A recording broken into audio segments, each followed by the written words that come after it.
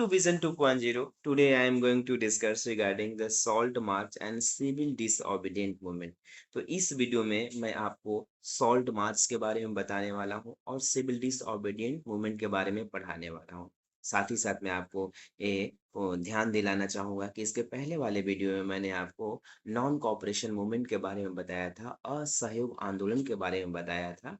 मैंने बताया था आपको समाज के कौन-कौन से ग्रुप उसमें पार्टिसिपेट करते हैं और कैसे उस मूवमेंट को समाप्त किया जाता है, कॉल ऑफ किया जाता है। महात्मा गांधी कैसे उसको समाप्त करते हैं।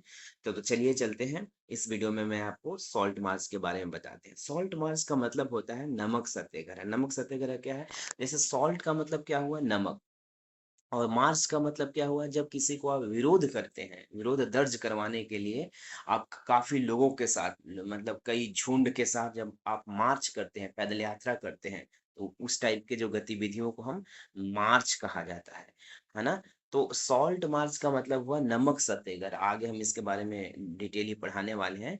ये जो नमक सत्याग्रह है लाइक सॉल्ट मार्च है वो महात्मा गांधी जी द्वारा किया गया था। आपको बस अभी इतना याद रखना है कि सॉल्ट मार्च का मतलब होता है लाइक नमक सत्याग्रह। आगे चलते हैं। सिविल डिसोबीडिएंट मूवमेंट क्या है? सिविल डिसोबीडिएंट, सिविल का मतलब हुआ लाइक सिविल का मतलब हुआ लाइक सविनय और डिसोबीडिएंट, डिस मतलब नहीं और ओबीडिएंट मतलब आज्ञा। ओबीडिएंट मतलब आज्ञा, आज्ञा नहीं, डिस मतलब नहीं, ओबीडिएंट मतलब आज्ञा, आज्ञा नहीं मानना इसका मतलब हुआ। और मूवमेंट मतलब आंदोलन, मतलब एक ऐसा मूवमेंट है जिसमें आज्ञा को जो ऑर्डर दिया जा रहा है उसे नहीं मानना है, तो उसी को बोलते हैं सिविल डिसओबीडिएंट मूवमेंट। लाइक इसको हिंदी में क्या बोलते हैं? सविनय अवज्ञा आंदोलन। सविनय अवज्ञा, आज्ञा के उल्टा अवज्ञा, मतलब जो आज्ञा नहीं मानता है उसे अवज्ञा कहते हैं।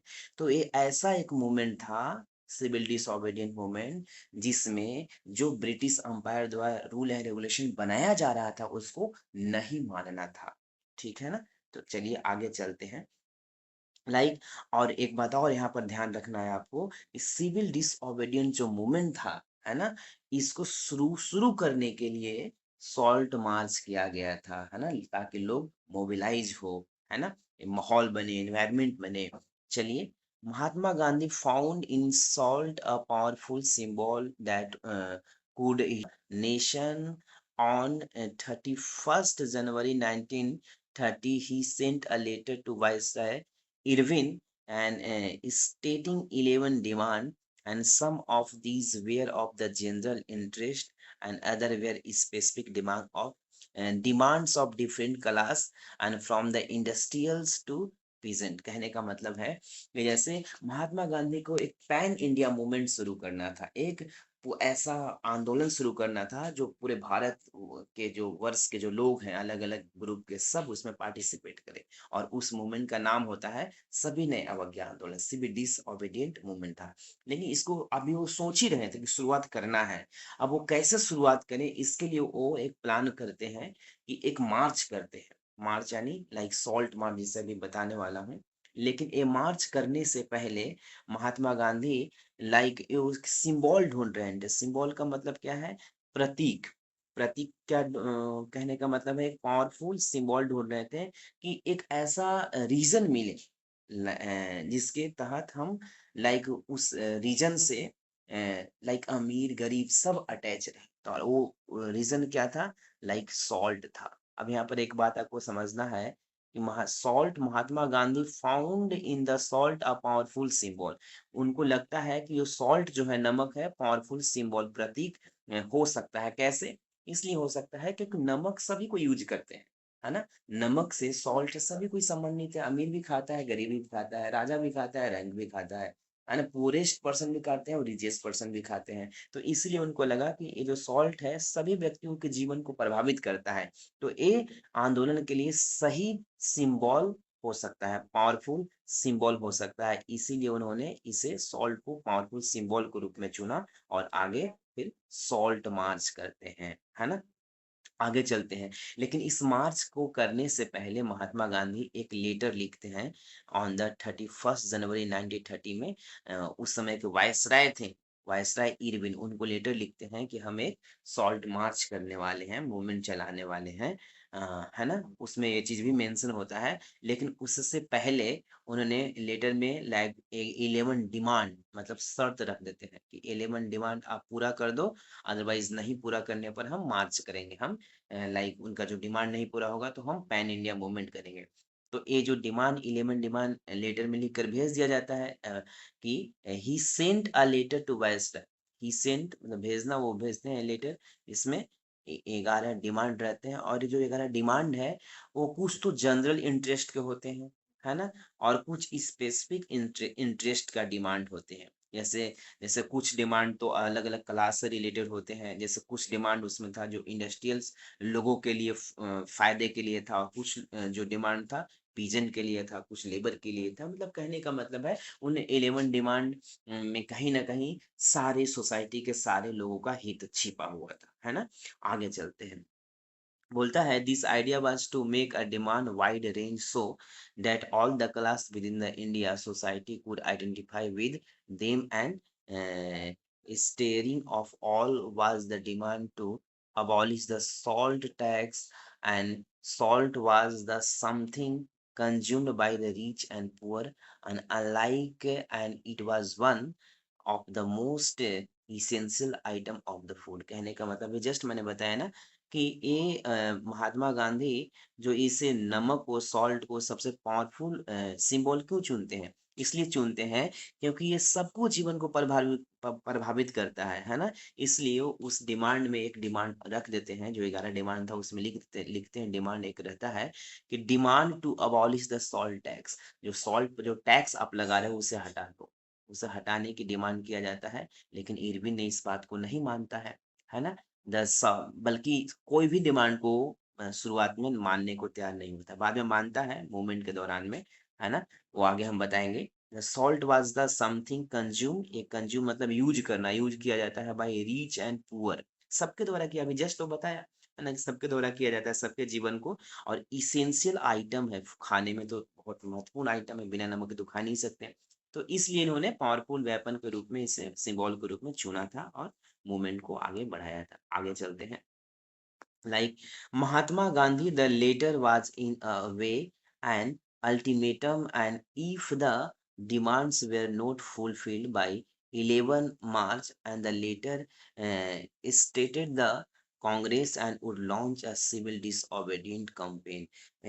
जैसे ही अभी जो लेटर लाइक वे में ही था, प्रोसेस में ही था, लाइक उसी समय महात्मा गांधी को ये लगता है, ऐसा लगता है कि वो लेटर डिमांड को इरविन जो वायसराय है उस समय का नहीं मानेगा, इसीलिए वो अल्टीमेटम दे देते हैं। अल्टीमेटम का मतलब लाइक पहले ही चेतावनी दे देते हैं, वार्निंग देने का मतलब कह सकते हो। अल्टीमेटम देते हैं कि यदि अल्टीमेटम यानी एक सीमित लिमिट टाइम की, इस लिमिट टाइम तक आप पूरा नहीं करेंगे तो हम कुछ इसके अगेंस्ट में कदम उठाएंगे, इनिशिएटिव करेंगे। और अल्टीमेटम क्या देते हैं कि यदि उनके डिमांड जो है, if if the demand were not fulfil, यदि उनके डिमांड को नहीं फुलफिल किया जाए, पूरा नहीं किया जाएगा 11 मार्च तक, तो इसके बाद नहीं किया, करने के बाद Congress would launch a civil disobedient movement. इसके बाद जो कांग्रेस है वो क्या करेगी, तो सिविल डिस लॉन्च करेगी, एक movement, launch a civil disobedient campaign करेगी, है ना? मतलब डराने के लिए इरविन को ये बात कही जाती है। इसके बाद लेकिन इरविन क्या बोलता है, Irwin was unwilling to negotiate, negotiate मतलब बातचीत करना, और अनविलिंग मतलब नहीं चाहना, विल मतलब चाहना, और अनविलिंग मतलब नहीं, इच्छा नहीं। तो लाइक इरविन जो था, Irwin was the unwilling, Irwin like नहीं चाहता था बातचीत करने के लिए, नेगोशिएट करने के लिए महात्मा गांधी से। कहने का मतलब है कि महात्मा गांधी की डिमांड को नहीं मानना चाहता था, सीधी सी बात। Mahatma Gandhi started his the famous salt march and accompanied by the 78 of his trusted volunteers। हाँ, कहने का मतलब है इसके बाद जब डिमांड को नहीं माना जाता है, 11 मार्च क्रॉस कर जाता है, तो महात्मा गांधी क्या करते हैं, स्टार्ट करते हैं कंपेन। कौन सा कंपेन, तो Mahatma Gandhi start his famous salt march को स्टार्ट करते हैं। लगभग कितने द्वारा, कितने लोगों द्वारा, तो 78 लोगों द्वारा ये मार्च को शुरुआत किया जाता है। उनका जो ट्रस्टेड जो लोग थे साथ में काम करने वाले, उनके द्वारा ये मार्च शुरुआत किया जाता है। कहाँ से कहाँ तक किया जाता है? तो the March was over 240 miles. कहने का मतलब है वो पूरी तरह जो मार्च का जो लंबाई था, उन्होंने पूरी दूरी कितना तय करते हैं? तो 240 माइल्स करते हैं। कहाँ से कहाँ तक? तो वो अपने महात्मा गांधी अपने जो उनका आश्रम था, साबरमती से लेकर वो गुजरात के कोस्टल एरियाज होते हुए, समुद्र के किनारे-किनारे होते हुए, एक टाउन है वहीं पे, लाइक डांडी, है ना? तो डांडी तक मार्च करते हैं, है ना? और ये डांडी से साबरमती के बीच दूरी कितनी है? तो 240 माइल है। तो कहने का मतलब है ये वॉकिंग करते हैं, मार्च करते हैं, जिसे सॉल्ट मार्च नाम दिया गया। हम बताएँगे सॉल्ट मार्च नाम भी क्यों दिया गया। लाइक अभी आपको इतना समझना है कि महात्मा गांधी, जब उनके इरविन ने डिमांड नहीं मानता है, तो महात्मा गांधी क्या करते हैं? वो लॉन्च करते हैं, एक started, Mahatma Gandhi started his famous salt march start करते हैं 78 लोगों के साथ, है ना? और वो अपने साबरमती से शुरुआत करते हैं अपनी यात्रा और डांडी पहुंचते हैं, है ना? डांडी जब, और लेकिन वो जब डांडी पहुंचते हैं तो वहां बहुत सारे लोग उनके साथ हो जाते हैं। And the volunteers walked for the 24 day, 24 day वो चलते हैं। And about the 10 mile day, प्रत्येक दिन वो 10 माइल चलते हैं, है ना? थाउजेंड केम टू हियर, हजारों लोग जहाँ भी रुकते थे, हजारों लोग उनको सुनने आते थे, है ना? And Mahatma Gandhi wherever he stopped, and मतलब जहाँ भी वो रुकते थे वहां पर बहुत लोग सुनने आते थे। And he told them what he meant by swaraj, and urge them to peacefully defy the British. कहने का मतलब है वो अर्ज करते थे कि पीसफुली लाइक मूवमेंट में शामिल हो, अपना कंट्रीब्यूट करें, है ना? योगदान करें। On the 6 April he reached Dandi and ceremonial violated a law and manufacturing salt by boiling sea water। कहने का मतलब है इसके बाद 6 अप्रैल को वो कहाँ पहुंचते हैं? डांडी पहुंचते हैं, और रीच मतलब पहुंचना, एंड रीच द डांडी, डांडी पहुंचे, और इसके बाद एक सेरेमोनियल टाइप के लाइक माहौल बनाकर वो क्या करते हैं? वायलेट मतलब तोड़ना, जो सॉल्ट, जो कर लगी थी उस पर, जो नियम बना था कि सिर्फ सॉल्ट का कोई सॉल्ट और नहीं बना सकता, सिर्फ ब्रिटिश गवर्नमेंट ही बना सकता है। तो ये जो लॉ था उसको तोड़ते हैं और बोलते हैं कि आज से सभी कोई सॉल्ट बनाएंगे, है ना? सिर्फ गवर्नमेंट, ब्रिटिश अंपायर नहीं बनाएगा, सिर्फ सभी कोई बनाएंगे, और जो जो रूल था उसको वायलेटेड करते हैं, वायलेट में तोड़ देते हैं, है ना? और मैन्युफैक्चर मतलब बनाना, सॉल्ट बनाते हैं कैसे? तो समुद्र के में पता ही है आपको, नमक बहुत होता है मात्रा उसका, है ना?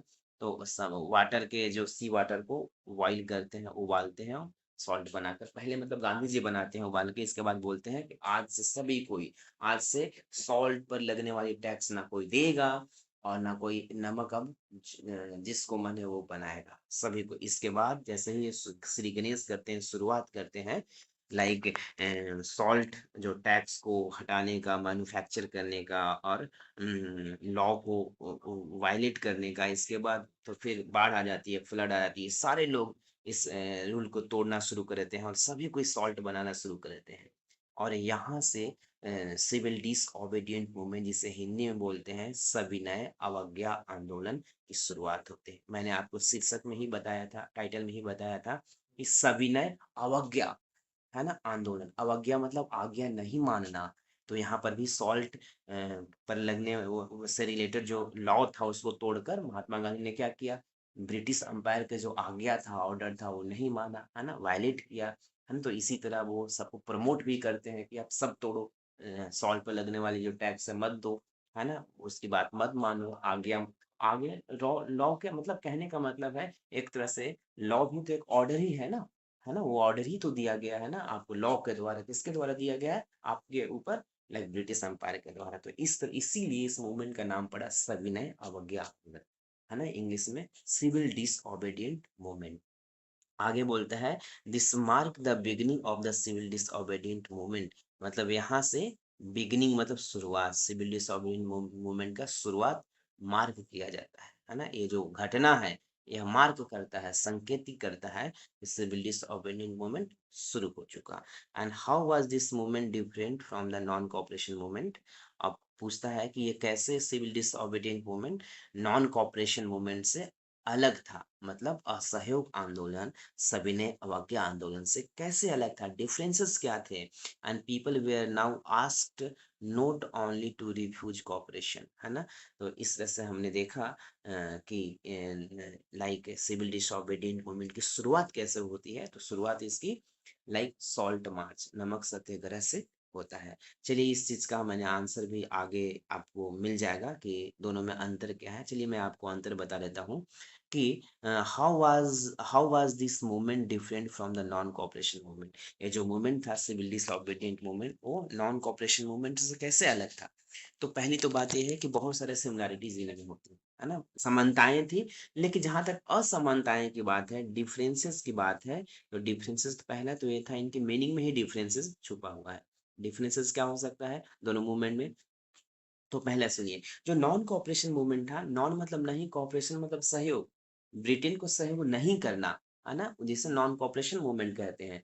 लाइक महात्मा गांधी का कहना था कि आपके कोऑपरेशन से ही ब्रिटिश एम्पायर सरवाइव कर रहा है ना? यहाँ पर टिक पा रहा है ना? उसका आपके सहयोग से ही ब्रिटिश एम्पायर इंडिया में इस्टेब्लिश हुआ है और आपके सहयोग से ही सरवाइव कर रहा है। और आप जिस दिन रिफ्यूज कर देंगे सहयोग करने से, उस दिन वो विद इन द ईयर, 1 वर्ष के अंदर वो क्या हो जाएगा? लाइक कोलैप्स कर जाएगा। तो आप सिर्फ सहयोग बंद कर दीजिए, लड़ने की कोई ज़रूरत ही नहीं है। तो उसी को, उस आंदोलन को क्या बोला गया? नॉन कोऑपरेशन मूवमेंट, मतलब सहयोग नहीं कीजिए। मतलब नॉन कोऑपरेशन मूवमेंट के ज़रिए महात्मा गांधी इंडियन से ये आग्रह करना चाहते थे, इंडियन को एक समझाना चाहते थे कि आपके सहयोग से ही यहाँ पर वो ब्रिटिश एम्पायर रूल कर पा रहा है। आप बस सहयोग हटा दो, तो वो क्या होंगे? धराशायी हो जाएँगे, है ना? जैसे आप एग्ज़ाम्पल ले लो, एक लाइक आर्मी, ब्रिटिश आर्मी में बहुत सारे इंडियन आर्मी थे, है ना? तो इंडियन आर्मी एक तरह से आर्मी के रूप में सर्विस दे रहे हैं, है ना? तो एक तरह से सहयोग ही तो कर रहे हैं, है ना? लाइक इंडियन आर्मी के बल पे ही, इंडियन लोगों के बल पे ही, आर्मी के बल पे ही वो ब्रिटिश एम्पायर हम पे ही रूल कर रहे हैं। हाँ, हमसे ही, हमारे यहाँ तो हमारे लोग ही मरवा रहे हैं। उसी तरह आप देख लो, लाइक कोई स्कूल है, तो स्कूल के प्रिंसिपल तो कहाँ का है? ब्रिटेन का है, लेकिन बाकी टीचर स्टूडेंट कहाँ के हैं? तो कहाँ के हैं? तो इंडियन इंडियन है ना? तो यदि वो टीचर पढ़ाने से मना कर देंगे, जो स्टूडेंट है वो पढ़ने से मना कर देंगे, तो क्या ब्रिटेन का बनाया हुआ स्कूल चलेगा? नहीं चलेगा। तो यही तो समझाना चाहते हैं ना महात्मा गांधी, कि आपके सहयोग से ही वो चल रहा है, सरवाइव कर रहा है ब्रिटिश एम्पायर। जिस दिन आप सहयोग करना छोड़ देंगे, उस दिन तुरंत कोलैप्स हो जाएगा। और दूसरी था लाइक सिविल डिसोबीडिएंट मूवमेंट। तो सिविल डिसोबीडिएंट मूवमेंट क्या है? ओबीडिएंट, है ना? अब लाइक सिविल डिस मतलब लाइक यहाँ पर नहीं मानना है, डिस का मतलब लाइक, डिस का मतलब नहीं मानना है, और ओबीडिएंट मतलब आज्ञा, आज्ञा नहीं मानना। मतलब जो कुछ भी ब्रिटिश एम्पायर के द्वारा रूल एंड रेगुलेशंस के द्वारा ऑर्डर आपको दिया जा रहा है, रूल एंड रेगुलेशंस के रूप में, है ना? उस ऑर्डर को, उस रूल एंड रेगुलेशंस रूपी ऑर्डर को आपको नहीं मानना है ना? उसको एक्सेप्ट ही नहीं करना है ना? तो बेसिक जो डिफरेंसेस हैं नॉन कॉपरेशन मूवमेंट में और सिविल डिसओबीडिएंट मूवमेंट में, यही है ना? कि इसमें लाइक आपको आज्ञा नहीं मानना है, ऑर्डर को नहीं मानना, उसमें आपको सहयोग नहीं करना है ना? तो आज के लिए इतना ही, मिलते हैं अगले वीडियो में। Thank you so much.